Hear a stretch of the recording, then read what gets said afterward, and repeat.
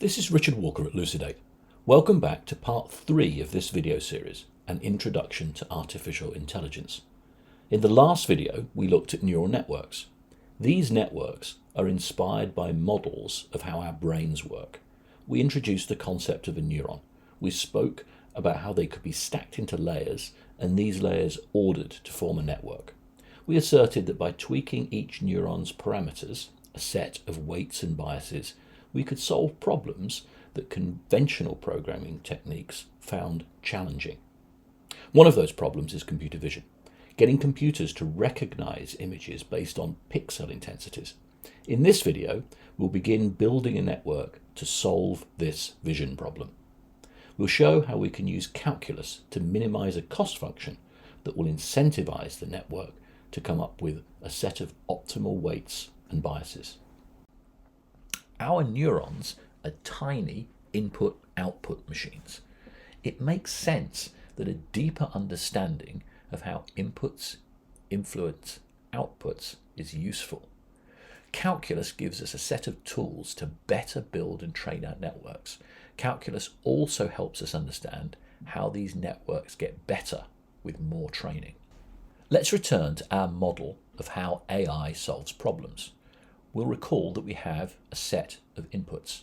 These could be pixel values or weather data. And we have a set of known outputs that match these inputs. Let's make this model concrete.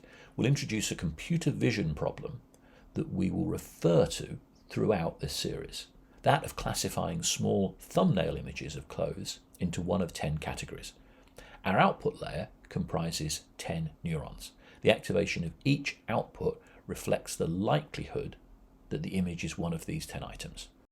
Each output neuron identifies one item of clothing. The first neuron looks for ankle boots. High activation if the network predicts an ankle boot, low for other images. Neuron 5 looks for bags, and neuron 9 looks for sandals. If we run a sample output through some randomly initialized set of weights and biases, we'd expect a pretty poor result. We know what the image should be. In this case, a bag. We'll define what the activation of the output layer should be for a bag. 0 everywhere, except for neuron 5, where the activation should be 1. Can we quantify how good or bad this guess is? And can we use this to nudge and tweak the weights in the right direction to drive a cost function lower? Well, the answer to both questions is yes. First, let's define a cost function. A function that will give us a single number that quantifies how close the output of the network is to the right answer.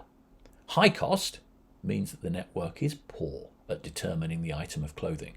Low values state that the network is better at classification.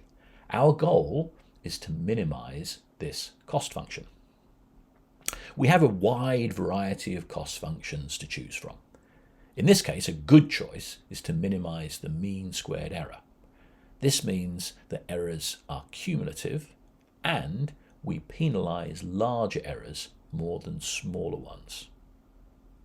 We can change the value of the cost function by altering the weights and biases of the neurons in the network. But which weights and biases of which neurons should we tweak? And by what amount to get the greatest reduction in the cost function? This is where calculus comes in. Let's first simplify the problem by looking at a single variable.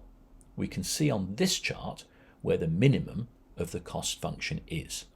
If we want to make a change to the variable x to minimize the value of C0, what should we do?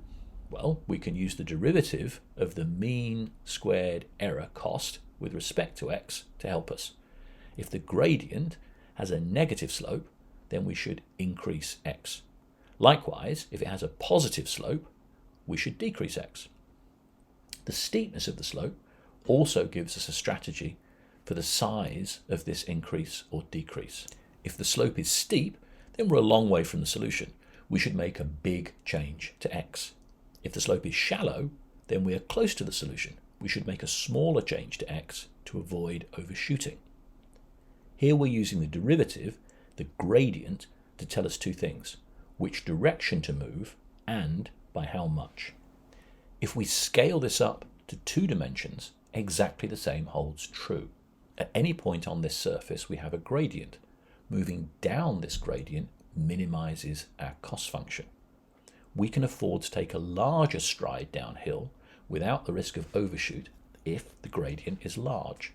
Likewise, we should take a smaller step if the gradient is shallow. The derivative tells us the downhill direction and how big a step to take. We struggle to visualize higher dimensions spatially, but as we know from our driving analogy, when we make bigger or smaller nudges to our controls, we expect different outcomes. These outcomes themselves depend on not just the inputs, but also our speed, rotation, weight of the car, steepness of the terrain, grip, besides our controls. Furthermore, the analogy helps us in the understanding of optimizing our cost function. When we drive, we have a destination in mind. We could formulate a simple cost function, such as the Euclidean distance between the car and our destination. But this would not be enough. If we reach our destination, travelling at 60 miles per hour and still accelerating, then all we've done is pass through our goal. The cost function must also take into account the fact that we need 0 speed and 0 acceleration at our destination. Furthermore, if the aim is a specific parking spot in a multi-storey car park, then there are many more variables in our cost function that we seek to minimize. The mathematics doesn't get any more complicated as we increase the dimensionality. We might have bigger matrices to handle, more loops to traverse, but this is where computers excel. Graphics processing units, or GPUs, are optimized for these matrix and tensor operations. It should be no surprise that firms like ARM and NVIDIA have been in the news, and their stock, in every sense, has risen as more people seek to use AI to solve more complex problems. In the next video, we'll dive into the formal calculus to show us the optimum way to nudge, tweak, and alter the weights. This will enable our network to correctly classify most of the images of clothing that it sees. We've covered much in this video. We've described how AI differs from classical logic in computer science. We've introduced the concept of a neuron and a collection of neurons as a neural network. We've argued that the appropriate choice of each neuron's weights and bias can help us solve very complex problems. Finally, we suggested that calculus can help us determine these optimal weights by minimizing a cost function. This is Richard Walker at Lucidate. Join me in the next video to look at how we build and optimize a neural network, and specifically how we use a technique called backpropagation, the name given to the algorithm that optimizes the weights and biases of a neural network for classification tasks.